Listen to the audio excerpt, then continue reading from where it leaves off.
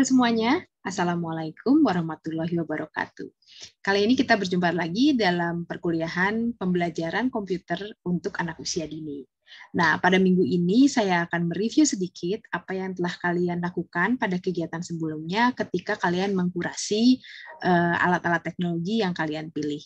Sebetulnya minggu lalu kalian sudah bermain-main 2 kali ya, mungkin sudah mencoba alat teknologi yang saya berikan melalui tautan-tautan yang ada di kegiatan sebelumnya, dan juga kalian sudah mencari.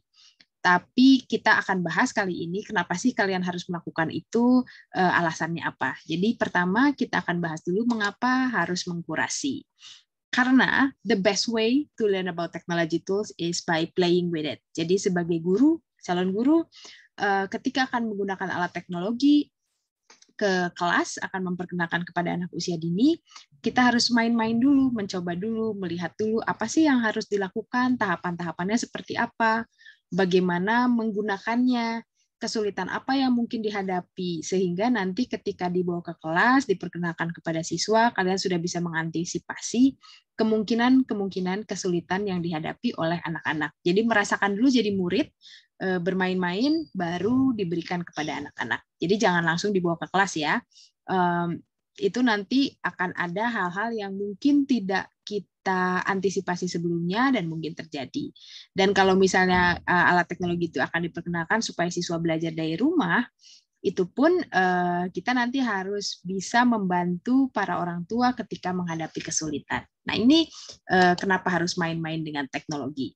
Nah, sebelum kita membawa ke kelas, itu ada 3 hal yang perlu kita perhatikan ketika akan menggunakan teknologi di dalam kelas. Ya, yang pertama, seperti yang tadi saya bilang, yaitu play around with the technology tools. Main-main, nikmati jadi siswa, sambil melihat apakah ini akan cocok atau tidak untuk siswa.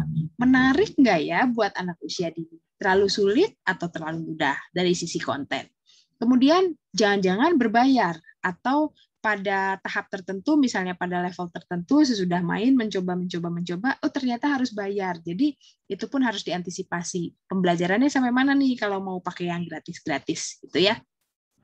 Kemudian dilihat juga kemungkinan atau potensi alat teknologi ini, apakah cocok untuk mata pelajaran tertentu atau keterampilan tertentu gitu ya. Dengan playing around kita akan mendapatkan banyak pengetahuan dan pengalaman dari alat teknologi tersebut. Sekarang masuk ke yang kedua.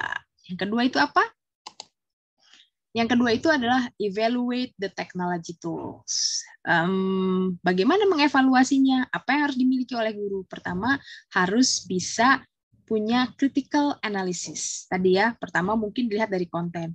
Oh, ini kontennya cocok buat belajar, memperkenalkan konsep sains misalnya, memperkenalkan konsep berhitung matematika, atau keterampilan berbahasa, keterampilan kognitif, keterampilan psikomotorik, dan sebagainya. Lagi-lagi dilihat ini keterampilan teknologi seperti apa yang diperlukan oleh si anak ketika menggunakan alat teknologi tersebut. Selain itu juga curiosity. Curiosity itu rasa penasaran. Jadi sebagai guru kita harus penasaran, ini teknologinya bisa apa sih? Selain yang ditampilkan, yang bisa dilihat, itu ada nggak ya sesuatu di balik ini yang bisa digunakan untuk pembelajaran? Mungkin yang kalian pakai itu adalah games gitu ya. Lalu perlu dianalisis dan dilihat, harus penasaran, games ini bisa untuk belajar atau tidak ya? Nah, setelah melakukan evaluasi dengan critical analysis dan curiosity tadi, lalu kalian boleh memutuskan lebih banyak positifnya atau lebih banyak negatifnya. Kalau lebih banyak positifnya, yes, lalu bisa dibawa ke kelas, gitu ya. Kalau lebih banyak negatifnya, berarti no, cari yang lain, gitu. Kalau sudah evaluasi, baru kita bisa mengimplementasi. Ya, yang ketiga baru implementasi. Terus kalau mau implementasi, apa dong yang harus diperhatikan? Oh, kalau mau implementasi harus diperhatikan kegiatan apa yang perlu dilakukan sebelum main-main dengan teknologi. Jadi pre-activity-nya itu seperti apa? Lalu ketika mau main dengan teknologi, instruksinya bagaimana ya? Harus jelas. Supaya si anak itu tahu apa yang harus dilakukan. Jangan-jangan mereka udah depan laptop, depan handphonenya, terus bingung harus ngapain. Ya, terus harus dikasih tahu juga kenapa mereka main-main dengan ini. tadi instruksinya. Terus kalau sudah main-main, pause activity-nya. Setelah bermain-main dengan alat teknologi tersebut, mau ngapain nih? Mau ditanya-tanya kah? Ditanya pengalamannya kah? Ditanya suka atau tidak, dan lain-lain. Gitu ya. Jadi pada tahap implementasi juga tidak langsung, nih pakai alat teknologinya, nggak bisa gitu. Jadi tetap harus ada pengantar sebelum pakai, dan sesudahnya mau diberi kegiatan seperti apa. Oke, itu tadi 3 hal yang perlu diperhatikan ketika kalian menggunakan alat teknologi. Kemudian, lagi-lagi dikembalikan ke 3 hal yang kemarin juga ya, ada 3 juga, kita harus melihat dari konten, dari skill, dan juga satu lagi dari akses. Kontennya seperti apa, skill yang dibutuhkannya apa, lalu apakah siswa bisa mengakses alat teknologi tersebut. Yang terakhir, saya memberikan satu tips saja yang perlu diingat ketika menggunakan teknologi, karena banyak sekali teknologi yang keren-keren, lucu-lucu gitu ya, aplikasi-aplikasi yang lucu-lucu, tapi sebetulnya mungkin nilai pedagogisnya, nilai pendidikannya nggak terlalu bagus. Jadi ketika mau pakai alat teknologi itu harus ingat ini.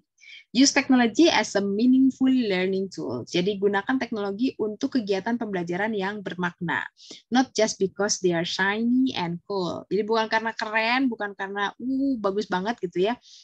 Belum tentu dia memiliki unsur pendidikan atau unsur pedagogis yang baik. Oke, jadi itu tadi alasan kenapa kalian perlu belajar mereview alat teknologi. Nah, di kegiatan selanjutnya, hasil review itu akan kita tampilkan dalam bentuk infografik. Infografik itu apa? Nanti saya jelaskan di video selanjutnya. Terima kasih. Assalamualaikum warahmatullahi wabarakatuh.